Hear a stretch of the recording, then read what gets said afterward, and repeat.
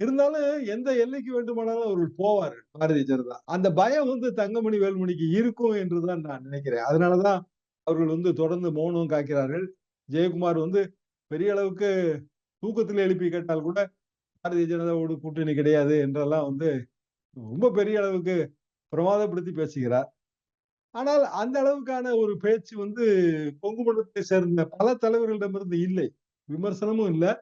ஒரு தேர்தல் நெருங்கி விட்டது. இன்னும் மிஞ்சி போனா ஒரு பிப்ரவரி கடைசி வாரம், மார்ச் முதல் வாரம் தேர்தல் தேதியே அறிவிப்பு வந்துரும்.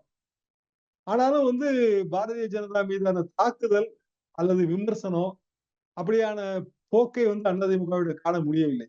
பாரதிய ஜனதா கூட்டணி இல்லை என்று திரு எடப்பாடி பழனிசாமி, சி.வி. சண்முகம், ஜெயக்குமார் அவரை சார்ந்தவர்கள் கூறுகிறார்கள். அதிமுகவுக்குள்ளேயே பாரதிய ஜனதா கூட்டணி வேண்டும் என்கிற மனப்பான்மை உள்ள தலைவர்களும் இருக்கிறார்கள். நான் கூறியவர்களே அதற்கு